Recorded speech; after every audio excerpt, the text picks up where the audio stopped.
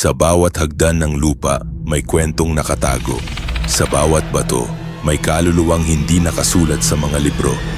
Ito ang Banawe, hindi lamang tanawin, kundi tahanan ng mga espiritong nagbabantay sa aming pamana.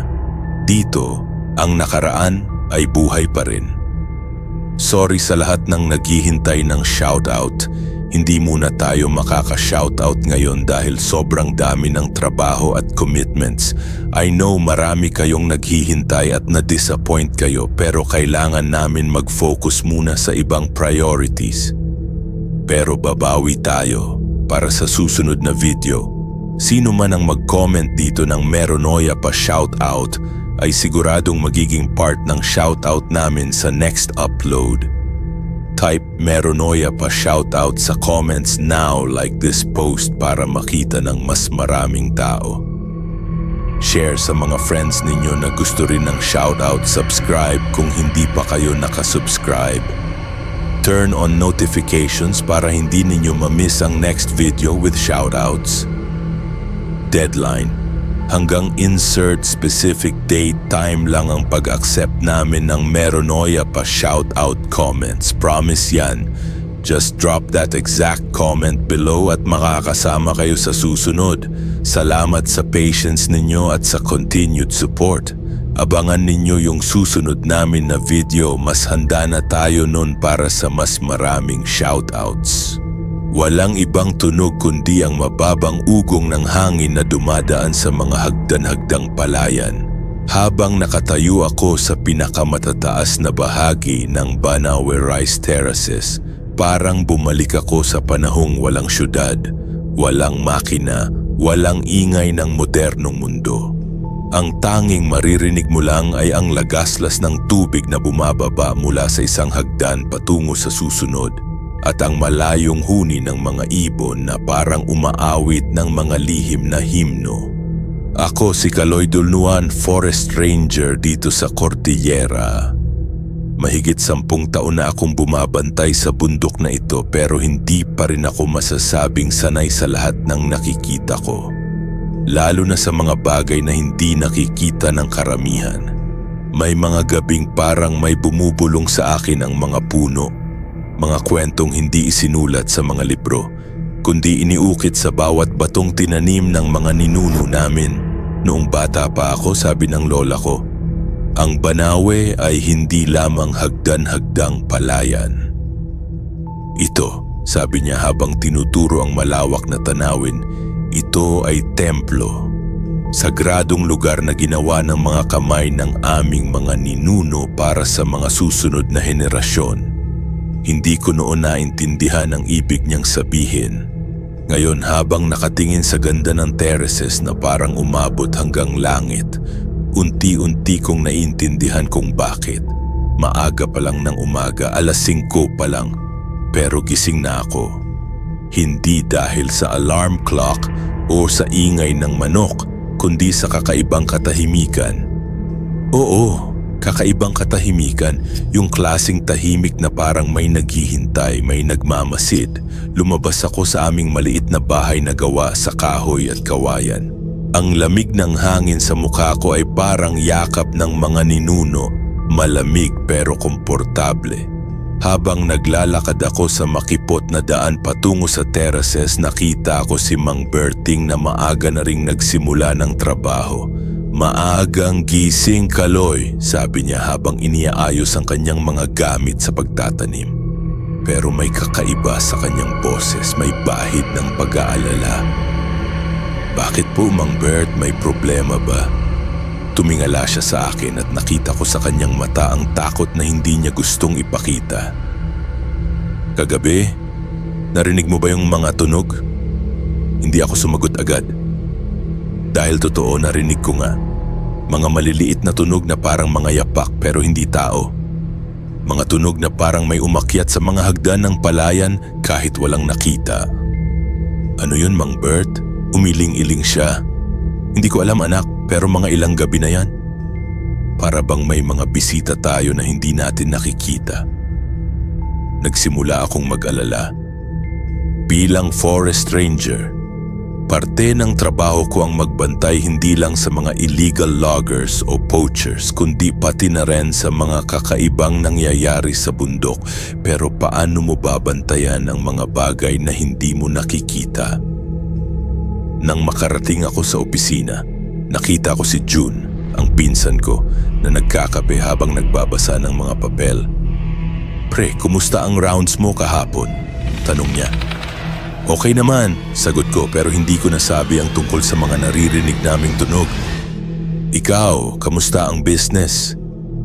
Si June kasi ay bumalik mula sa Maynila para mag-start ng eco-tourism business dito sa Banawe. Gusto niyang magkaroon ng guided tours, homestays, at mga cultural activities para sa mga turista. Maganda naman ang intensyon niya.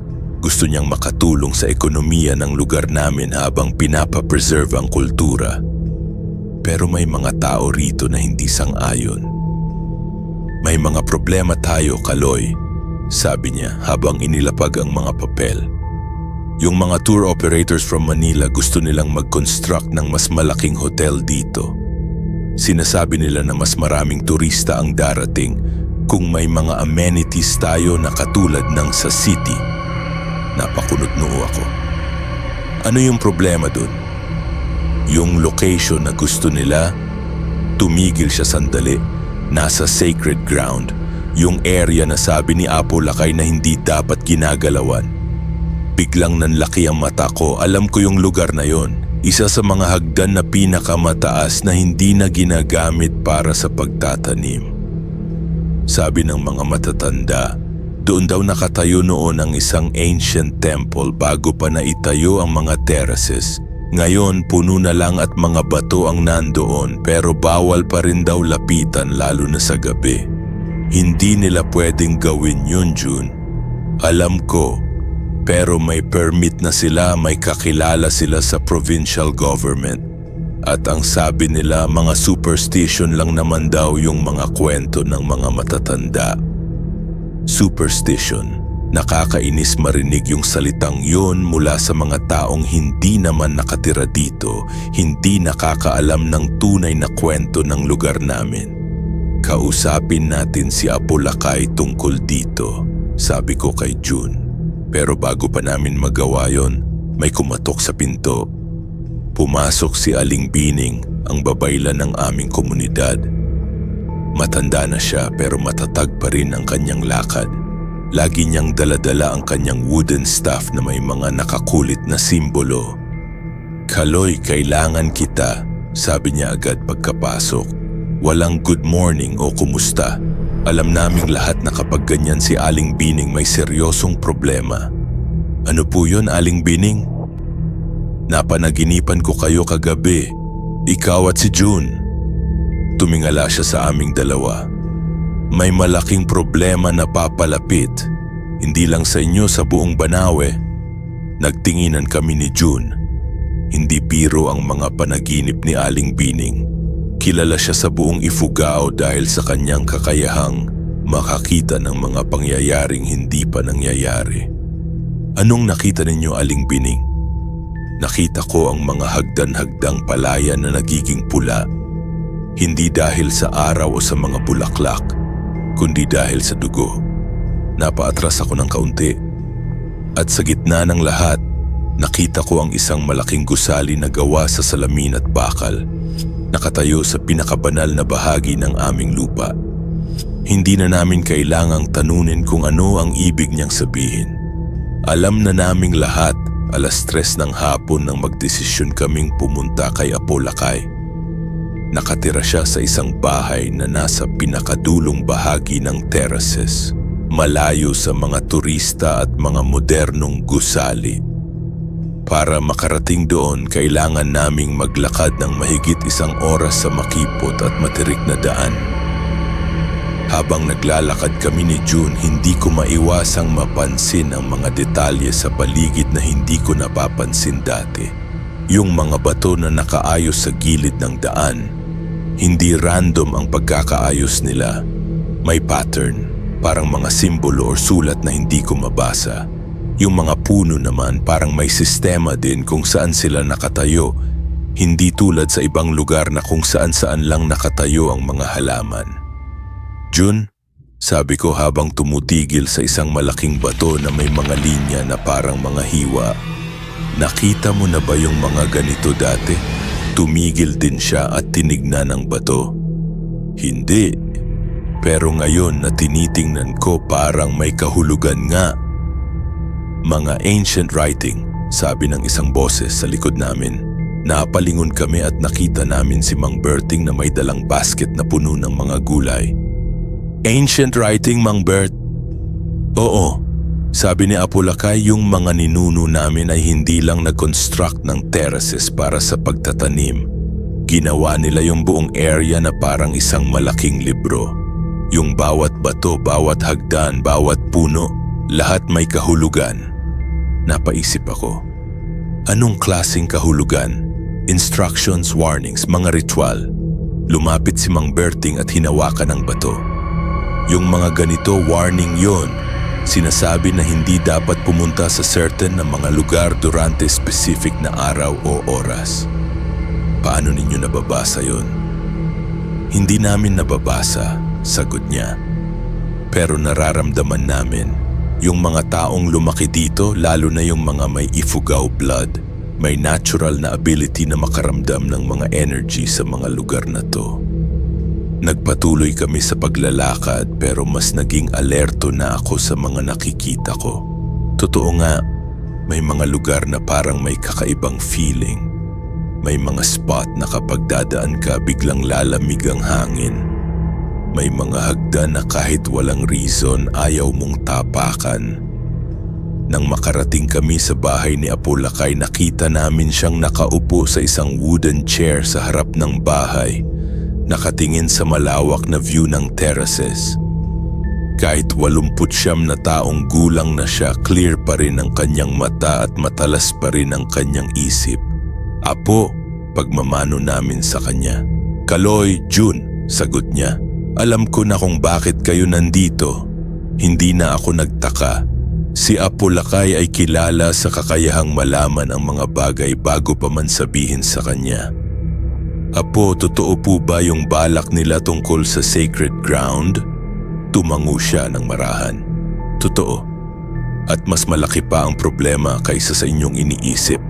Umupo kami sa mga upuan sa tabi niya, handa na naming marinig ang lahat. Yung lugar na yon, simula ni Apulakay, hindi lang sacred ground, yun ang entrance. Entrance saan, Apo?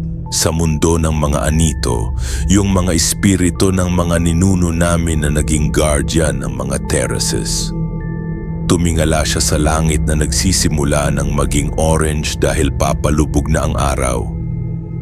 Noong ginawa ng mga ninuno namin ng terraces, hindi lang sila nag-farm. Gumawa sila ng agreement sa mga espiritu ng bundok, sa mga duwende, sa mga engkanto. Ang agreement na yun ay simple. Mag-aalaga ang mga espiritu sa terraces at mag-aalaga naman ang mga tao sa mga espiritu. Nakinig kami ng mabuti. Hindi bago sa amin ang mga ganitong kwento. Pero iba ang dating kapag galing kay Apulakay. Ang sacred ground na yon ay meeting place nila. Doon sila nagtitipon tuwing full moon para i-check kung nafo-follow pa ba namin ang agreement. At dahil mako-construct doon ng hotel, mabibreak yung agreement. Anong mangyayari pag na-break? Tanong ni June. Napamaywang si Apulakay. Hindi ko alam. Hindi pa kasi nangyari sa history namin.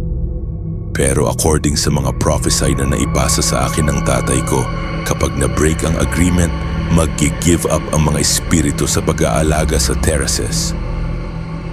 Ibig sabihin, mamamatay ang lupa, hindi natatanim, magiging barren, at yung mga natural na protection na binibigay nila laban sa landslide, flood, pestilence, mawawala. Nanginginig ako sa narinig, hindi dahil sa takot sa mga supernatural, pero dahil sa realization na ang Banawe Rice Terraces, ang pride ng Pilipinas, ang UNESCO World Heritage Site, ay maaaring mawala. Pero may mas malala pa, patuloy ni Apulakay. Yung mga espiritu na naging guardian, Mauuwi sa pagiging vengeful spirits, hindi na protector pero destroyer. Napalingon kaming lahat sa terraces na kita mula sa bahay ni Apolakay. Sa ilalim ng orange na kulay ng sunset, mukha pa ring peaceful at maganda. Pero sa pag-iisip na maaaring maging battlefield nakakatakot. Apo, ano ang pwede naming gawin?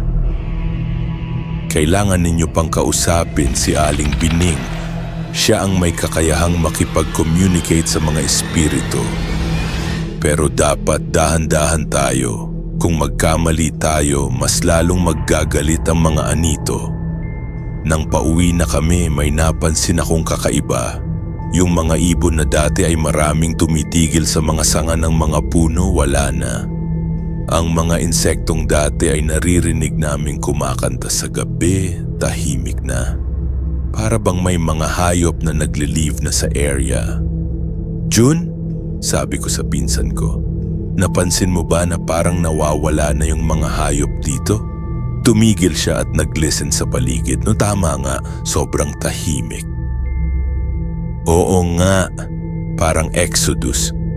Yun yung nakakatakot, sabi ko.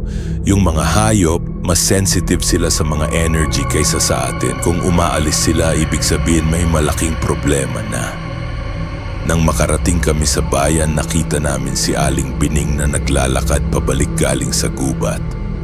May dala siyang mga halaman na hindi ko nakita dati. Aling Bining, tawag namin. Lumapit siya sa amin, may seryoso niyang mukha. Nakausap ninyo na si Apolakay?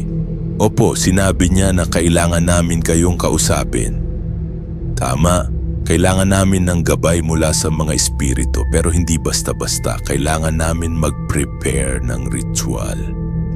Anong klaseng ritual, Aling Bining? Pakikipag-usap sa mga anito pero dangerous yon. Hindi lahat ng espiritu ay kind. May mga masasamang espiritu din na gustong makagulo, kaya kailangan namin ng protection. Tinignan niya yung mga halamang dala niya. Yung mga to ingredients para sa protection ritual. Pero hindi pa kumpleto.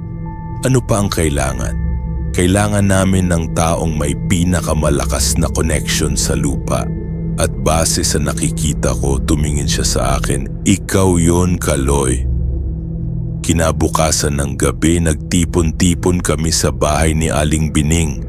Andun si Apolakay, si Mang Berting, ako at si June. Ang plan ay simple pero delikado. Magko-communicate kami sa mga espiritu ng terraces para malaman kung ano ang tunay nilang nararamdaman tungkol sa plano ng hotel construction. Ang bahay ni Aling Bining ay kakaiba. Sa labas, mukhang normal lang na bahay na gawa sa kawayan at nipa. Pero sa loob puno ng mga strange na bagay. May mga skulls ng mga hayop sa mga shelf, may mga dried herbs na nakasabit sa kisame, at may mga crystals at stones na arranged sa specific na pattern sa sahig. Umupo kayo sa bilog, sabi ni Aling Bining habang nag-i-prepare ng mga candles. May nakagawa ng bilog sa sahig gamit ang white chalk at sa loob nito ay may mga simbolo na hindi ko naintindihan.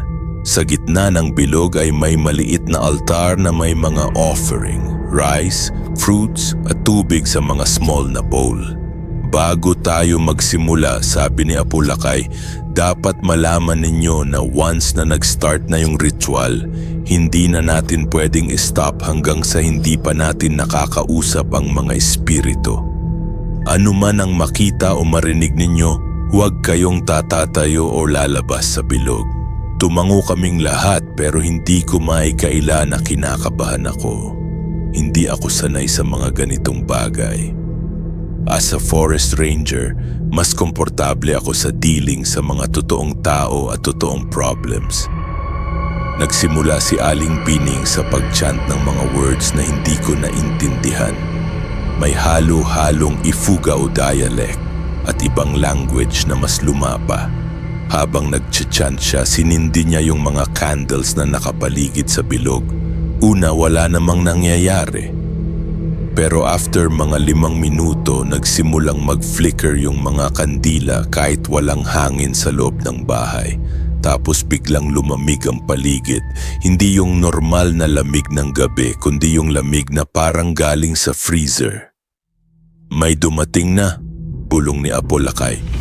Nagsimula akong makaramdam ng strange sensation sa katawan ko. Parang may mga kamay na humahawak sa akin pero hindi ako nakakakita ng kahit ano. Yung feeling na parang may nakatingin sa'yo pero paglingon mo wala namang tao. Biglang tumigil si Aling Bining sa pag-chant. Napalingon siya sa isang sulok ng bahay, yung lugar na walang ilaw. Nandito na sila, sabi niya ng mahina. Sino? Tanong ni Jun. Hindi sumagot si Aling Bining. Imbes nagsimula siyang kausapin ng kawalan. Mga kaibigan ng kalikasan, mga guardian ng bundok, nakikinig po kami sa inyong boses. May tanong po kami tungkol sa banal na lugar na gusto nilang galawin. Naghintay kami ng sagot. At first walang nangyayari. Pero maya-maya, narinig namin ang mababang sound na parang hangin pero may mga words.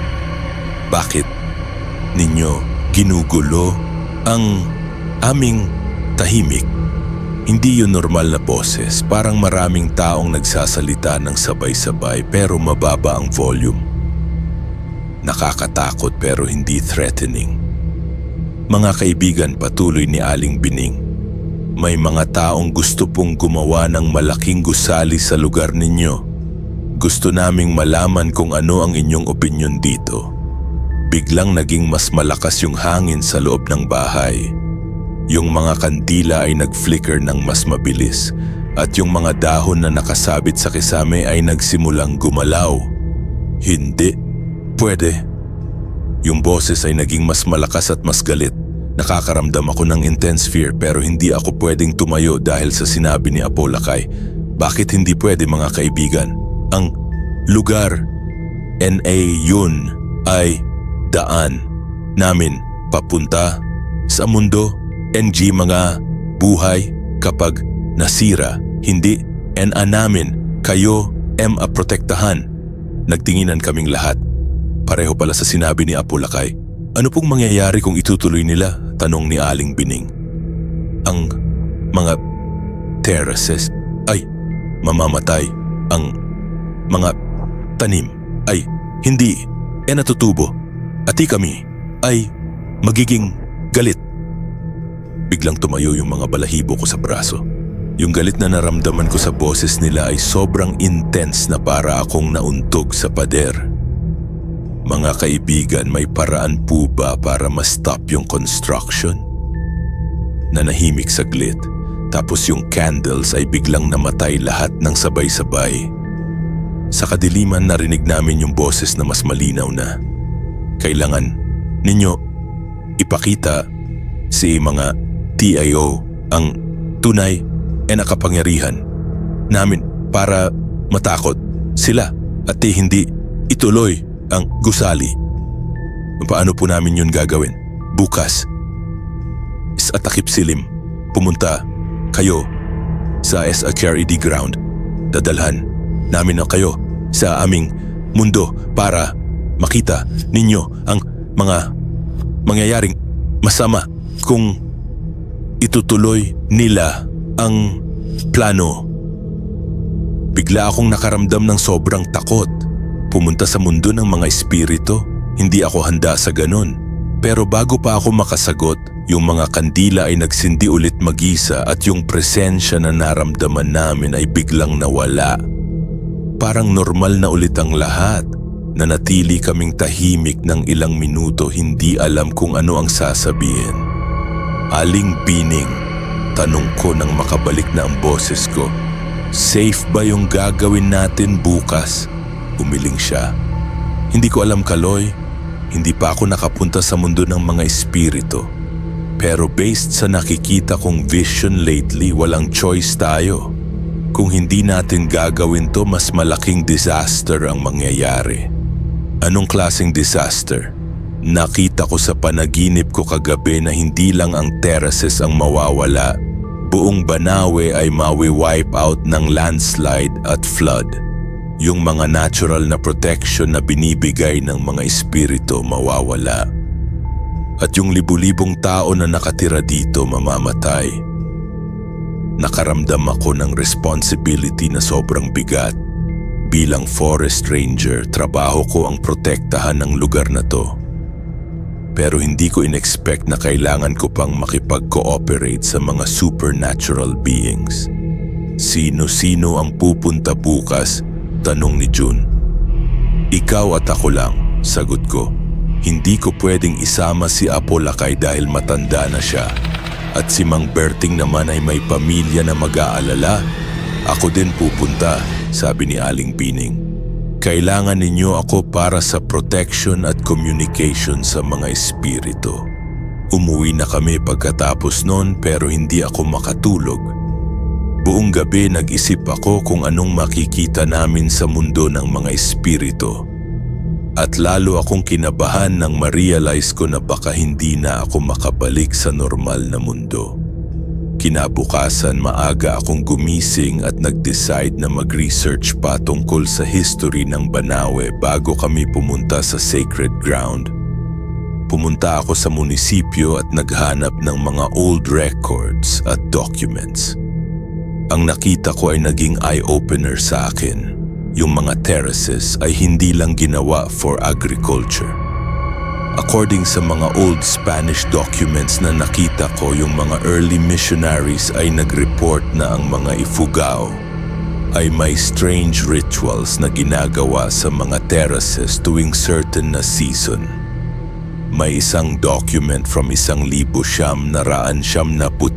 na nagsasabing may nakita silang large gathering of natives na nag-perform ng ritual sa pinakamatataas na bahagi ng terraces at may mga unusual lights na lumilitaw sa hangin during the ceremony. May isa pa na nag-mention na yung mga early American colonizers ay nag-attempt na iban ng mga ritual pero hindi nila nagawa dahil every time na sinusubukan nila may mga natural disasters na nangyayari, landslides, storms, at mga sakit na kumakalat. Nakita ko rin ang testimony ni isang American anthropologist from 1920s na nag-study ng mga Ifugao. According sa kanya, ang terraces ay not just agricultural marvel, but a complex spiritual ecosystem na integrate ang physical world sa spiritual world. Pero yung pinaka-nakakaengganyo na nakita ko ay isang old photograph from 1930s. Sa picture, makikita mo yung sacred ground na hindi pa puno ng mga puno. At sa gitna ng clearing may isang malaking circular stone formation na hindi ko nakita nung pumunta kami kay Apolakay. Kinuha ko yung photograph at agad na pumunta kay Apolakay para ipakita. Apo, ano yung stone circle na to? Tumingala si Apolakay sa picture. Yun. Tinakpan na namin ng mga puno at lupa yan para hindi makita ng mga dayuhan. Bakit? Yun kasi yung actual na portal, yung gateway sa mundo ng mga espiritu. Nakita mo na ba yung mga American soldiers noon? Gusto nilang i-study yung mga bato. Kaya nag-decide yung mga elders noon na itago na lang. Nandun pa rin ba yun ngayon? Oo, pero buried na siya under mga puno at soil. Bukas kapag pumunta tayo doon, saka lang siya mag-appear ulit. Nang hapon, nag-prepare na kami ni June at Aling Bining. Nagdala kami ng flashlights, first aid kit at yung mga gamit na kailangan para sa protection ritual na itinuro ni Aling Bining. Pero bago kami umalis, may dumating na bisita na hindi namin in-expect. 3 taong naka-business suit, obvious na galing sa Manila. Good afternoon, sabi ng leader nila, isang matangkad na lalaki na mukhang nasa 50. I'm Mr. Rodriguez, representative ng Pinnacle Development Corporation. Nandito kami para i-discuss yung hotel project. Hindi kami interested sa hotel project ninyo, sabi ko agad kay Mr. Rodriguez. Ngumiti siya ng plastic. Hindi pa kayo nakakarinig ng full proposal namin. We're offering significant compensation sa community plus employment opportunities para sa mga locals. Mr. Rodriguez, sagot ni June, alam ninyo ba na yung location na gusto ninyo ay sacred ground? Yes, we've heard about the local beliefs. But we're living in the 21st century. We can't let superstitions hinder economic progress. Nakaramdam ako ng galit sa loob ko. Yung paraan niya ng pagsasalita, parang walang value yung kultura at beliefs namin. Sir, sabi ko, pilit na kinokontrol ang boses ko. Hindi lang superstition ang mga yun.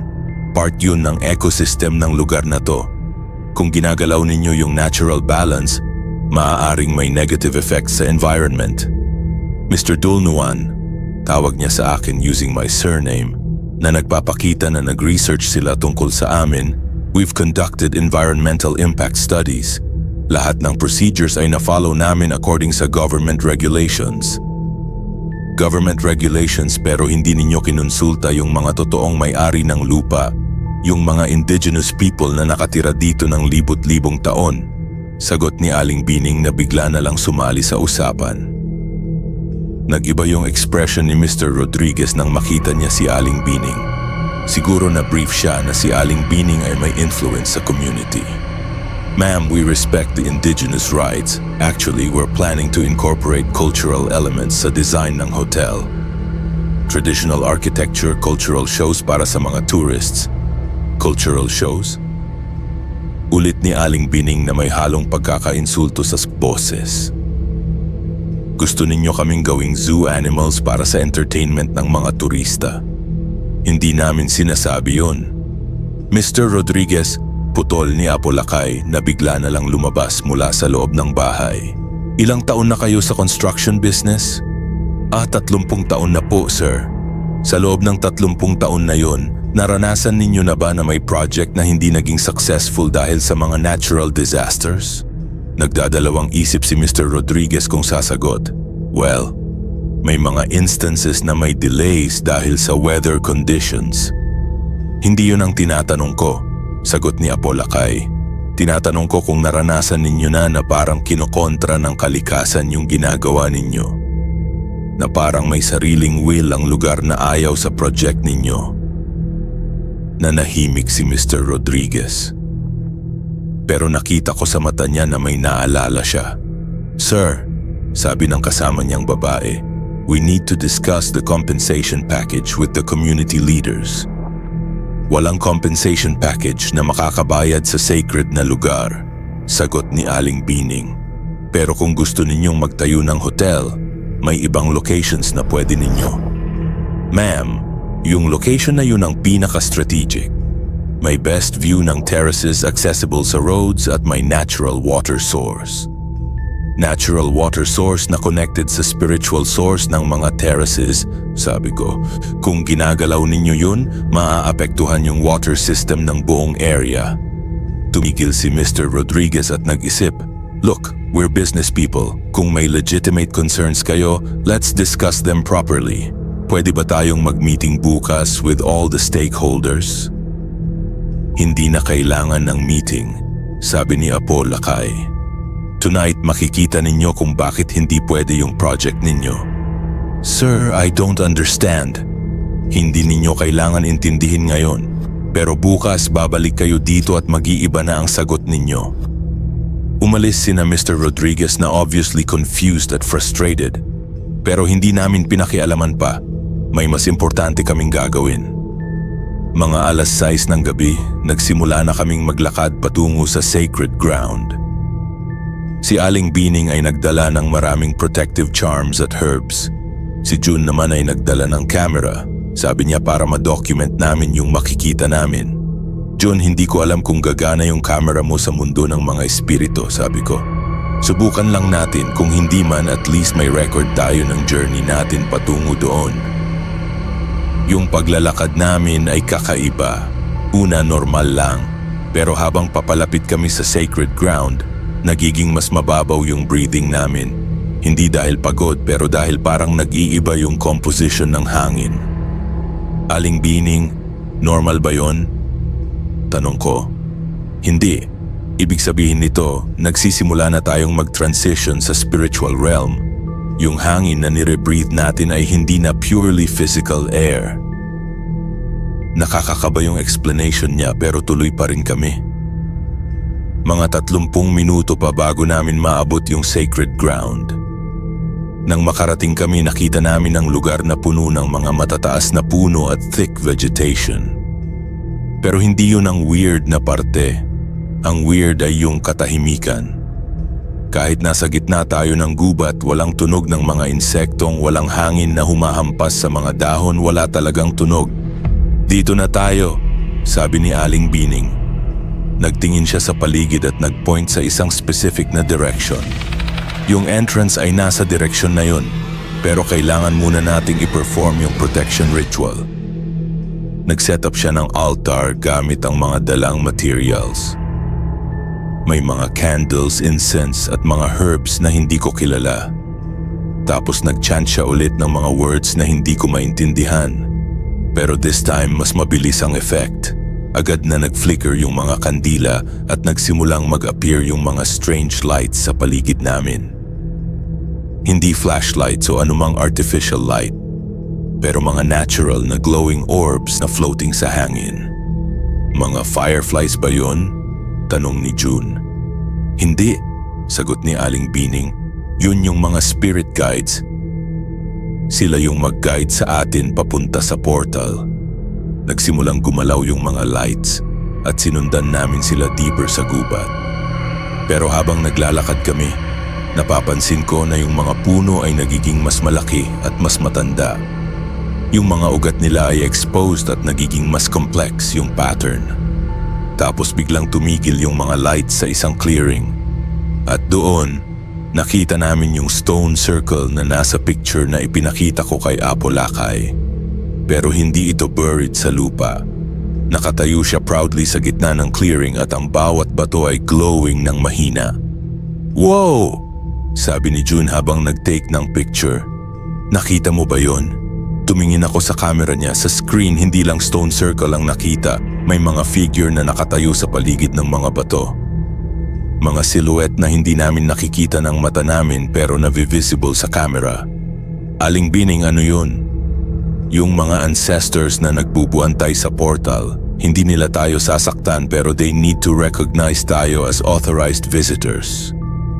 Lumapit si Aling Bining sa gitna ng stone circle at nag-perform ng another ritual. This time mas complicated. May mga hand gestures siya at nag-offer siya ng mga specific na items sa bawat direction.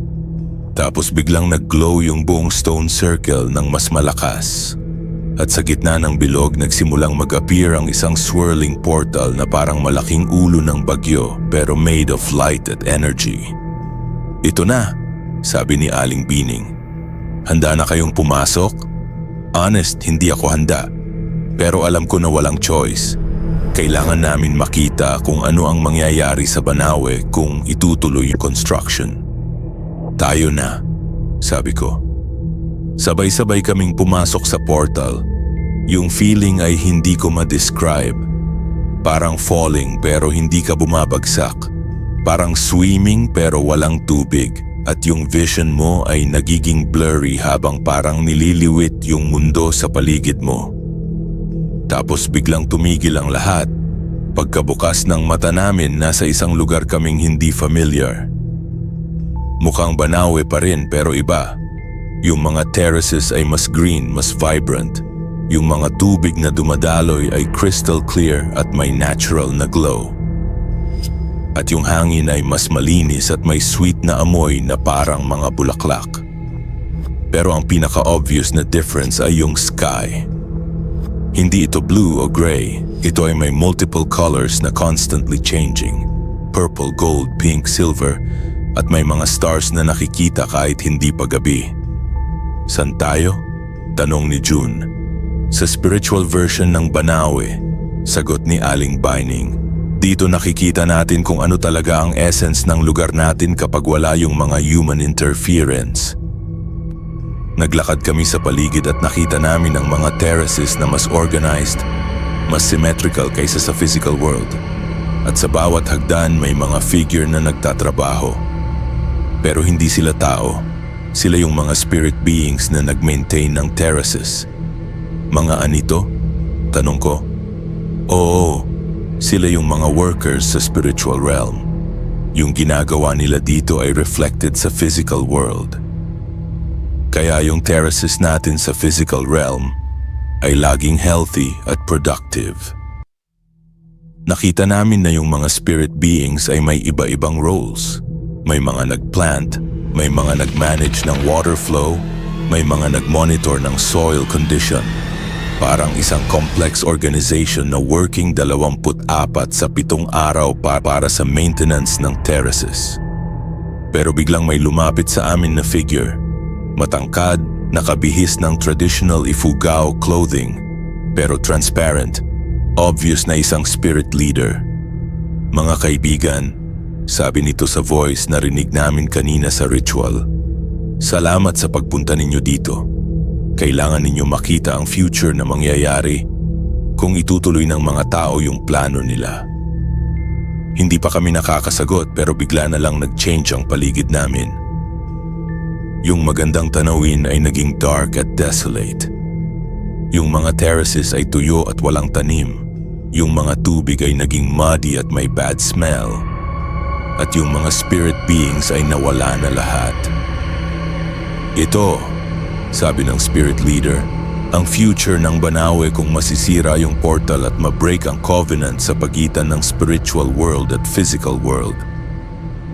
Nakita namin na hindi lang yung terraces ang apektado, yung buong landscape ay naging barren.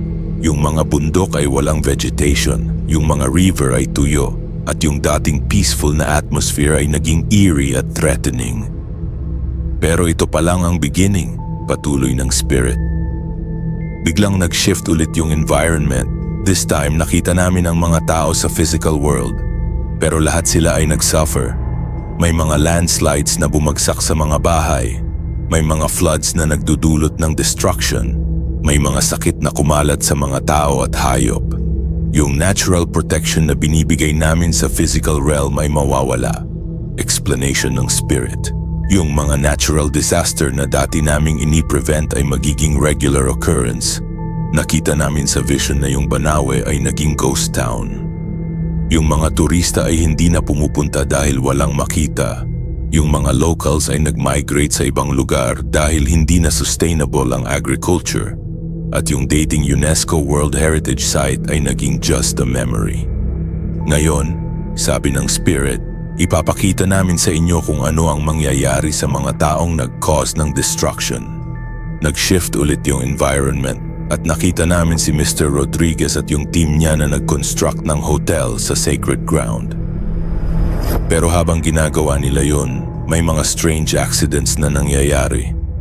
May mga workers na na-injure ng walang dahilan.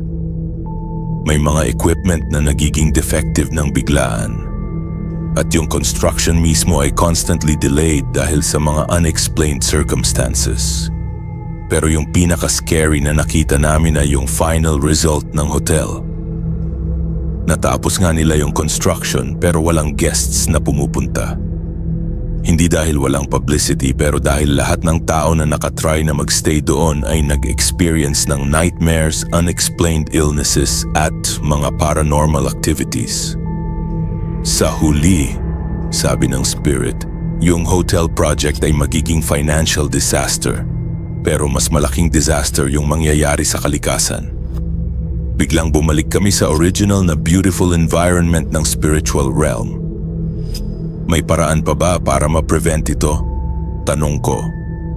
Oo, sagot ng spirit. Pero kailangan ng cooperation ng mga tao sa physical world. Hindi pwedeng kami lang ang gumawa ng lahat. Ano ang kailangan naming gawin? Una, dapat i-convince ninyo yung mga developers na huwag ituloy yung project. Pangalawa, dapat i-strengthen ninyo yung connection sa pagitan ng spiritual realm at physical realm through regular rituals at offerings. Pangatlo, dapat i-educate ninyo yung mga tao, lalo na yung mga kabataan tungkol sa true history at spiritual significance ng terraces. Paano namin gagawin yon? Tanong ni June. babalik kayo sa physical world na may dalang proof. Yung mga picture na kinuha mo sa camera ay maging visible na sa physical realm. At iayon ninyo yung mga nakita ninyo dito, magiging prophecy na tutuloy sa mga tao na makakakita ng mga picture ninyo. Tumingin si Jun sa camera niya. Totoo nga, yung mga pictures na kinuha niya ay may mga images ng spiritual beings, ng mga future disasters, at ng mga protective spirits. Pero may condition, patuloy ng spirit. Once na nag-share kayo ng mga pictures na ito sa physical world, hindi na kayo pwedeng bumalik sa spiritual realm. Isang beses lang ang privilege na ito. Okay lang, sagot ko. Basta ma-save namin ang Banawe. Handa na kayong bumalik? Tumango kaming lahat, pero bago kami umalis, may huling message ang spirit. Tandaan ninyo, ang ginagawa ninyo ay hindi lang para sa kasalukuyang generation. Ginagawa ninyo ito para sa mga susunod na henerasyon na makakakita pa ng ganda ng Banawe Rice Terraces. Nang bumalik kami sa physical realm, naramdaman naming lahat na may nag-change sa amin. Hindi lang yung nakita namin sa spiritual world, pero yung understanding namin sa true nature ng lugar na ito. Guys, sabi ni June habang tinicheck ang camera niya, lahat ng pictures ay clear. Pwede na nating i-show sa mga tao. Pero bago namin magawa yun, may nakita kaming kakaiba sa sacred ground. Yung stone circle na nakita namin sa spiritual realm ay partially visible na sa physical realm. Hindi fully exposed pero may mga parts ng mga bato na lumalabas sa lupa. Aling Bining, bakit may mga nakikitang bato na? Effect yun ng pagpunta natin sa spiritual realm. Nag-thin yung barrier sa pagitan ng dalawang mundo. Temporarily lang ito, pero enough para ma-validate yung story natin. Pag-uwi namin, agad kaming nagplan kung paano namin i-share yung information. Una, kailangan naming kausapin ang mga community leaders. Pangalawa, kailangan naming mag-organize ng community meeting para i-present yung mga nakita namin. Pangatlo, kailangan naming kausapin ulit si Mr. Rodriguez at yung team niya. Kinabukasan ng umaga, nag-start kami sa pakikipag-usap sa mga elders. Ipinakita namin yung mga pictures at lahat sila ay shocked sa nakita nila. Kaloy, sabi ni Apo Lakay, yung mga pictures na ito ay exactly yung same sa mga nakita ng tatay ko sa kanyang visions noong bata pa ako. Ibig sabihin, totoo yung prophecy. Matagal na itong na-predict ng mga ninuno namin. Sinabi nila na darating yung time na may mga dayuhang gustong sirain yung banal na lugar. At yung mga chosen guardians ay magkakaroon ng ability na makita yung spiritual realm para ma-warn yung community. Nagkatinginan kami ni June. Hindi namin in-expect na part kami ng ancient prophecy. Ano yung next step, Apo? Kailangan ninyong i-share ito sa buong community. At kailangan din ninyong i-present sa mga government officials para ma-stop yung permits ng construction. Sa hapon, nag-organize kami ng community meeting sa school gym. Halos lahat ng mga residente ng Banawe ay dumalo. Nag-present kami ng mga pictures at nagkwento ng experience namin sa spiritual realm. Una, may mga skeptical na reactions. Natural lang yun dahil hindi lahat ng tao ay naniniwala sa mga supernatural. Pero nang ipakita namin yung mga pictures na may spiritual beings at yung stone circle na partially visible na sa sacred ground, nagsimula na silang maniwala. Mga kapatid, sabi ni Aling Bining sa harap ng crowd, ang nakita ninyo sa mga pictures ay hindi imagination, hindi rin ito special effects. Ito ay tunay na glimpse sa spiritual world na connected sa aming physical world. May tumayo na matandang babae sa audience. Aling Bining, totoo ba na mawawala yung terraces kung itutuloy yung hotel? Totoo, at hindi lang yung terraces ang mawawala. Yung natural protection na binibigay ng mga espiritu sa lugar natin ay mawawala rin. Ibig sabihin, mas prone tayo sa landslides, floods at iba pang natural disasters. May tumayo na namang tao, isang middle-aged na lalaki. Pero kailangan din namin ng work opportunities. Yung hotel ay magbibigay ng trabaho sa aming mga anak. Tama ka, sagot ko. Pero may ibang paraan para magkaroon ng economic development na hindi nakakasamang sa environment at sa spiritual aspect ng lugar natin. Pwede tayong mag-develop ng sustainable ecotourism na respectful sa aming kultura. Paano naman yun? Pwede tayong mag-offer ng authentic cultural experiences, traditional farming workshops, handicraft making, traditional cooking classes. Pwede rin tayong mag-develop ng hiking trails na educational, na may mga stops sa mga historical sites na may mga storytelling sessions tungkol sa aming alamat at kasaysayan. Nagmurmur yung crowd at nakita ko na nag-i-consider sila ng mga suggestions ko. Ang point, patuloy ko, ay hindi kami against progress. Against kami sa kind of progress na nakakasira sa aming heritage at environment. Nang matapos yung meeting, majority ng community ay nag-agree na hindi dapat ituloy yung hotel project, pero kailangan pa namin ng official na actions. Kinabukasan, bumalik si Mr. Rodriguez at ang team niya, pero this time may kasama na silang mga government officials at mga legal advisors. Mr. Dulnuan, sabi ni Mr. Rodriguez, "We've heard about your presentation yesterday. We respect your cultural beliefs, pero we have legal permits at investor commitments. Hindi na namin pwedeng bawiin yung project." Mr. Rodriguez, sagot ko, may mga bagong evidence kami na magiging impact ng project ninyo, hindi lang sa environment pero sa safety ng mga tao dito. Ipinakita namin yung mga pictures. Nang una, hindi nila pinansin, pero nang makita nila yung specific na images ng future disasters, nagsimula silang maging concerned. "Anong klaseng pictures ito?" tanong ng government official. "Prophetic visions," sagot ni Aling Bining. "Ipinakita ng mga espiritu ng lugar kung ano ang mangyayari kung itutuloy ninyo yung construction." "Ma'am, we're government officials. Hindi kami pwedeng mag-base ng decisions sa mga spiritual visions." "Okay," sagot ni June. "Let's talk about practical issues. Sir, nakita ninyo na ba personally yung sacred ground na gusto ninyong pagtatayuan ng hotel?" "Hindi pa, pero samahan ninyo kami ngayon. Ipapakita namin sa inyo yung current state ng area." Pumunta kaming lahat sa sacred ground. Nang makarating doon, shocked ang mga officials sa nakita nila. Yung stone circle na dating hidden ay mas visible na ngayon. At may mga strange na phenomena na nangyayari. Yung mga compass ay nagsispin randomly. Yung mga cellphone ay walang signal. At may mga cold spots na walang explanation. "Ano itong mga bato?" tanong ng government official. "Ang ancient stone circle na ginawa ng mga ancestors namin," sagot ni Apolacay na sumama sa amin. "Ito yung archaeological evidence na yung lugar na ito ay sacred site na hindi dapat ginagalaw." May dalang archaeologist yung government team at nang ma-examine niya yung stone circle, naging excited siya. "Sir," sabi niya sa government official, "these stones are definitely pre-colonial. Based sa carving patterns at sa arrangement, ito ay significant archaeological find. Kung ito tolerate nating ma-destroy ito, magiging violation ng National Cultural Heritage Act." Nagtinginan yung mga government officials. Alam nilang may legal issues na magkakos ng problema sa permits.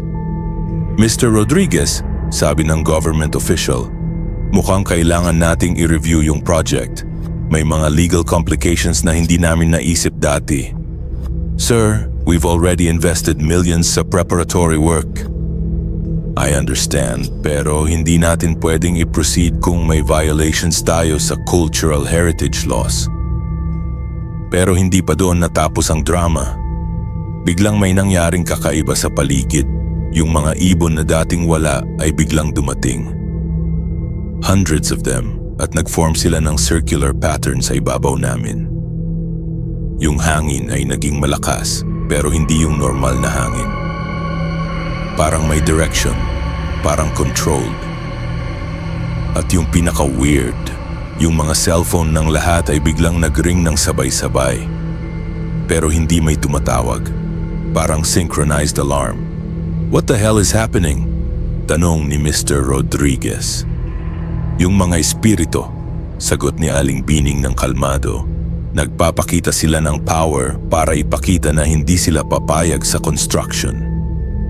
Yung mga government officials ay obviously spooked. Hindi sila sanay sa mga ganitong phenomena. Ma'am, sabi ng isa sa kanila kay Aling Bining, supposing totoo yung mga sinasabi ninyo, ano ang compromise solution? Walang compromise pagdating sa sacred ground, sagot niya. Pero may alternative site ako na pwedeng isuggest para sa hotel. Saan? May area sa kabilang side ng terraces na hindi sacred. May magandang view din at mas accessible pa sa main road. Pwede doon yung hotel. Nag-isip si Mr. Rodriguez.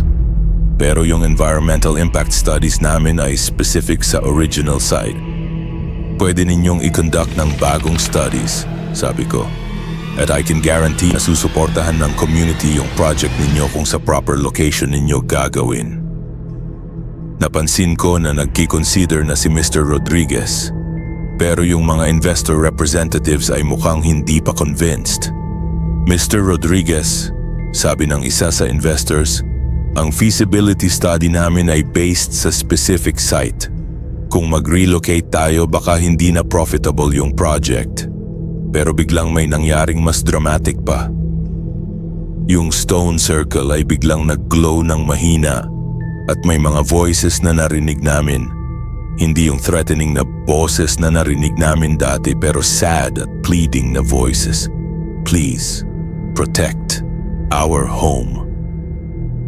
Lahat kami ay nakarinig nito, pati si Mr. Rodriguez at yung mga officials. Did you guys hear that? Tanong ng government official. Tumango kaming lahat. Yun ang naging turning point. Kahit yung mga skeptical na investors ay naging convinced na may something supernatural sa lugar. Pagkatapos ng incident sa sacred ground, nag-meet ang lahat ng stakeholders para sa final decision. Present si Mr. Rodriguez, yung mga government officials, ang community leaders, at kami.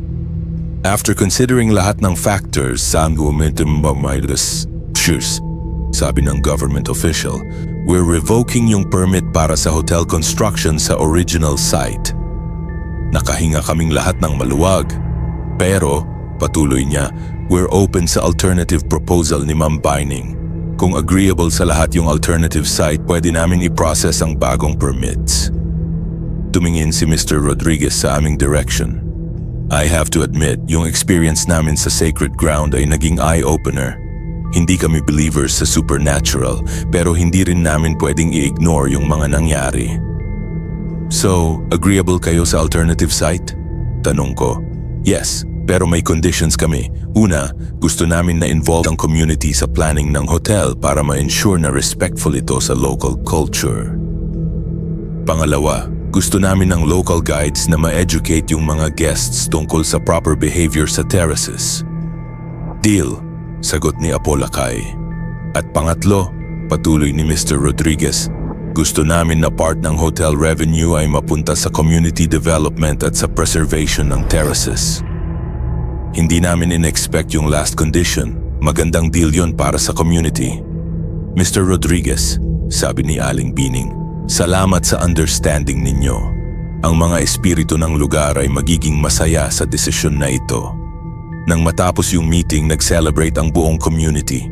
Pero hindi yun ang end ng story. May mas malaking responsibilidad pa kaming lahat. Sa mga sumunod na buwan, naging active kami sa education campaign tungkol sa spiritual at cultural significance ng Banawe Rice Terraces. Nag-organize kami ng regular community workshops kung saan nag-i-invite kami ng mga experts, historians at cultural practitioners para mag-share ng knowledge. Si June ay naging project manager ng alternative hotel site at naging successful ang project. Yung hotel ay naging model ng sustainable tourism na respectful sa local culture at environment. Ako naman ay naging more active sa conservation efforts. Hindi lang bilang forest ranger pero bilang bridge sa pagitan ng modernong conservation techniques at traditional indigenous knowledge. Si Aling Bining ay naging regular na visitor sa mga schools, nag-share ng mga alamat at cultural practices para sa mga kabataan. At yung sacred ground, naging officially protected site ito through joint efforts ng local government at national cultural agencies. Naging regular pilgrimage site ito para sa mga spiritual practitioners, pero regulated at respectful. Isang taon pagkatapos ng lahat ng nangyari, nakatayo ako ulit sa pinakamatataas na bahagi ng Banawe Rice Terraces. Pero ngayong oras, hindi ako mag-isa. Kasama ko si June, si Aling Bining at si Apo Lakay. At may mga bisita rin kami, mga turista na dumating para sa cultural tour na inorganize ng aming eco-tourism program. Sir, tanong ng isa sa mga turista, totoo ba yung mga kwento tungkol sa spiritual guardians ng terraces? Ngumiti ako. Ano sa tingin mo? Hindi ako sure, pero may nakakaantig sa puso na feeling kapag nakatingin ako sa mga terraces. Yun ang pinaka-important, sagot ni Aling Bining. Hindi kailangan mo maging full believer sa mga espiritu, pero kailangan mo lang maging respectful sa lugar at sa mga taong nag-preserve nito for thousands of years. Habang nakikinig ako sa conversation, naalala ko yung first day na napunta kami sa spiritual realm. Yung mga nakita namin doon ay naging warning pero naging blessing din. Dahil doon na-preserve namin ang sacred ground at natutunan namin kung paano i-balance ang progress at preservation. Kaloy, tawag sa akin ni June. Nakita mo ba yon? Tumingin ako sa direction na tinuturo niya. Sa sacred ground area na visible pa rin dahil naging protected site na. May mga lights na lumilitaw sa gabi. Hindi artificial lights pero yung mga natural glowing orbs na nakita namin sa spiritual realm. Mga spirit guides pa rin ba yon? Tanong ko kay Aling Bining. Oo, sagot ni Aling Bining na may ngiti sa muka. Pero ngayon hindi na sila nagbabantay dahil sa takot. Nagbabantay sila dahil sa pasasalamat. Masaya sila na na-preserve natin yung balance sa pagitan ng spiritual world at physical world. Nakatayo kaming lahat doon, pinapanood yung mga spirit lights na sumasayaw sa hangin. Yung mga turista ay amazed at may mga kumuha ng picture pero alam namin na hindi sila makakakuha ng clear images ng mga lights. Privilege lang yun ng mga taong tunay na connected sa lugar. Guys, sabi ko habang nakatingin pa rin sa mga lights, alam ninyo ba na before lahat ng ito, akala ko ang job ko bilang forest ranger ay mag-protect lang ng mga puno at hayop? At ngayon? Tanong ni June. Ngayon alam ko na ang job ko ay mag-protect ng buong ecosystem, physical, spiritual at cultural. Tumango si Apo Lakay. Yun ang tunay na meaning ng pagiging guardian, Kaloy. Hindi lang yung nakikita pero pati yung hindi nakikita.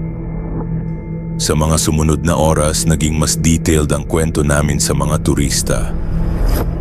Nag-share kami kung paano namin nakita yung spiritual realm, kung ano ang mga consequences ng pagkakadisgrasya ng sacred ground, at kung paano namin na-convince yung mga developers na mag-relocate.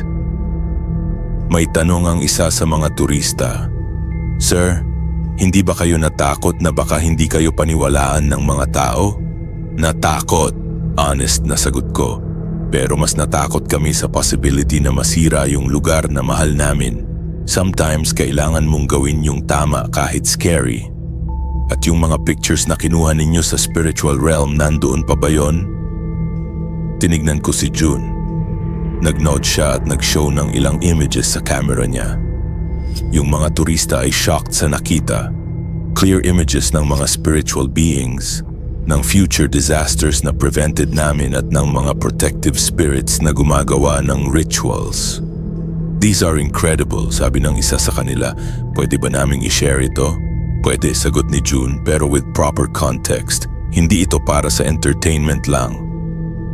Ito ay dokumentasyon ng real spiritual experience na may significant meaning para sa preservation ng cultural heritage.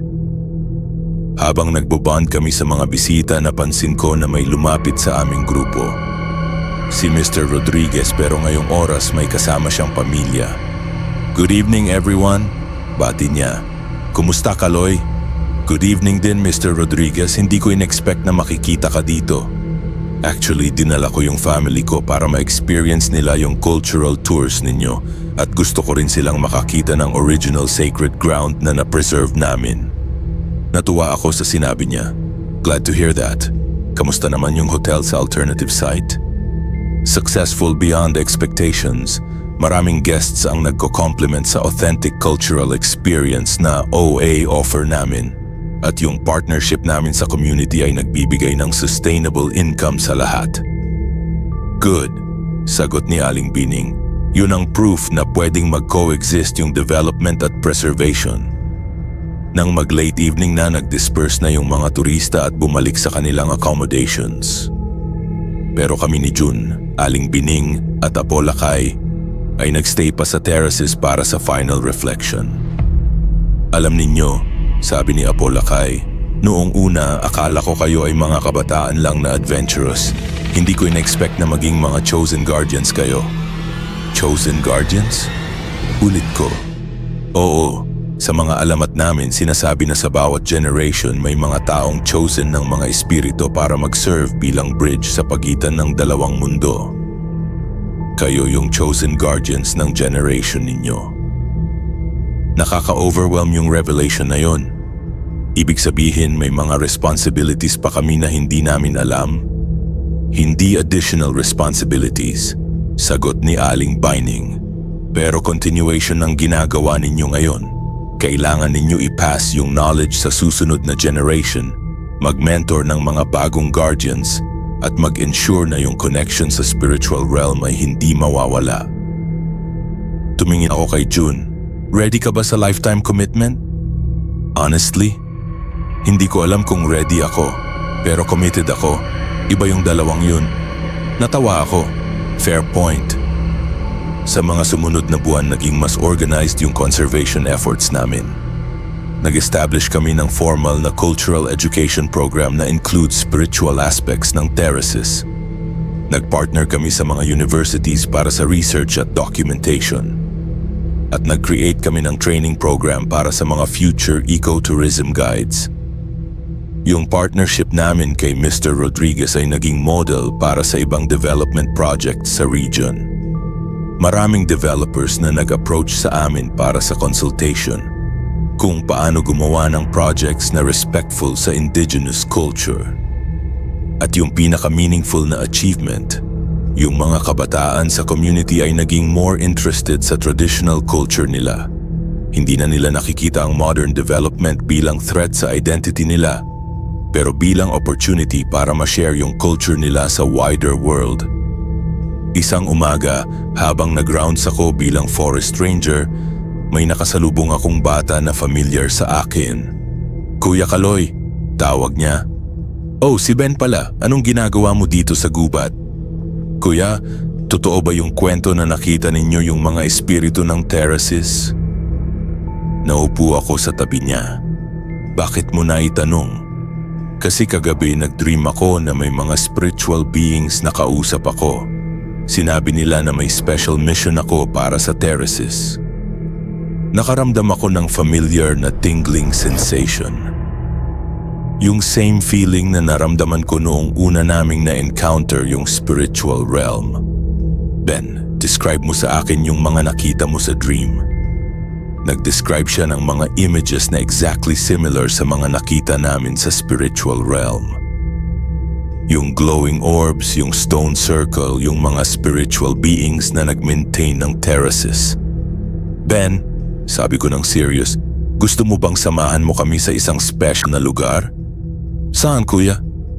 Sa sacred ground, para makita namin kung may special connection ka din sa spiritual realm. Nang dalhin namin si Ben sa sacred ground, obvious na may natural sensitivity siya sa spiritual energy ng lugar. Yung mga protection charms ni Aling Bining ay nag-glow ng mas malakas kapag malapit sa kanya si Ben. At yung stone circle ay may subtle na response kapag tumatapak siya sa paligid nito.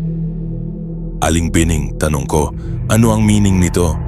Ibig sabihin hindi kayo ang last na guardians. May susunod na generation na mag-continue sa mission ninyo. At mukhang si Ben ay isa sa kanila. Tumingin ako kay Ben. Mga 8 taong gulang lang siya pero may maturity sa mata niya na hindi typical sa age niya. Ben, gusto mo bang matuto kung paano maging guardian ng terraces? Oo, kuya. Pero ano yung gagawin ko? Una, matuto ka muna tungkol sa history at culture ng Banawe. Pangalawa, mag-develop ka ng respeto at koneksyon sa kalikasan. Pangatlo, kapag ready ka na, tuturuan ka namin kung paano makipag-communicate sa spiritual realm. Kailan ako magiging ready, kuya? Ngumiti ako. Kapag hindi ka na natakot sa unknown at kapag fully committed ka na sa protection ng heritage namin. Si Ben ay naging regular na participant sa cultural education program namin. At totoo nga yung prediction. May natural na ability siyang makipag-connect sa spiritual aspects ng terraces. Ngayong araw, special day para sa Banawe Rice Terraces. Naging officially recognized na ang sacred ground bilang National Cultural Treasure at naging international model site para sa sustainable cultural tourism. Nakatayo kami sa main viewing deck, watching ang celebration. May mga cultural performances, may mga exhibits tungkol sa history ng terraces at may mga international delegates na nag-study ng preservation model namin. Kaloy, tawag sa akin ni June, proud ka ba sa achievement natin? Proud pero hindi satisfied kasi alam ko na hindi pa tapos yung mission natin. Ano pa ang kailangan nating gawin? Kailangan nating mag-ensure na sustainable yung model na ginawa natin. Na hindi lang for this generation, pero para sa mga susunod na generation din. Lumapit sa amin si Ben, na ngayon ay 11 taong gulang na at mas mature na sa spiritual practices. Kuya Kaloy, may nakita akong vision kagabi. Ano yun, Ben? Nakita ko na yung model ng Banawe ay ma-implement sa ibang indigenous communities sa Pilipinas. At nakita ko rin na maraming foreigners ang magkakaroon ng deeper respect sa indigenous cultures dahil sa ginawa natin dito. Nakakaantig yung vision niya. Ibig sabihin yung ginawa natin dito ay magiging inspiration para sa mas malaking movement. Oo kuya, pero nakita ko rin na may challenges pa na dadating. May mga tao na mag-try ulit na sirain yung balance na ginawa natin. Pero may mga bagong guardians na lalaban. Tumingin ako sa paligid, sa mga terraces na lush at healthy, sa mga tao na masaya at proud sa culture nila, sa mga turista na respectful at appreciative, sa mga spiritual lights na dancing sa sacred ground. You know what, Ben? Hindi ko na worry yung future challenges kasi alam ko na may mga taong tulad mo na mag-continue sa mission na to. Ngumiti si Ben. Hindi lang ako, kuya. May nakita rin akong iba pang mga bata sa ibang communities na may same calling. Parang network ng guardians sa buong Pilipinas. Yung revelation na yun ay naging inspiration para sa next phase ng mission namin. Hindi lang local preservation, pero national indigenous rights advocacy. Sa mga susunod na taon, naging consultant kami sa ibang indigenous communities para sa sustainable cultural tourism. At totoo nga, maraming lugar na nag-implement ng similar model na combination ng modern development at traditional preservation. At yung pinakamagandang part, yung mga kabataan sa lahat ng communities na napuntahan namin ay naging more connected sa culture nila. Hindi na nila nakikita ang modern world bilang threat, pero bilang tool para ma-preserve at ma-share yung heritage nila. Sa huli na-realized ko na ang adventure na nagsimula bilang simple forest ranger duty ay naging lifetime mission na nagbago hindi lang sa buhay ko, pero sa buong community namin. Yung Banawe Rice Terraces ay hindi na basta tourist destination. Naging symbol siya ng successful balance sa pagitan ng preservation at progress.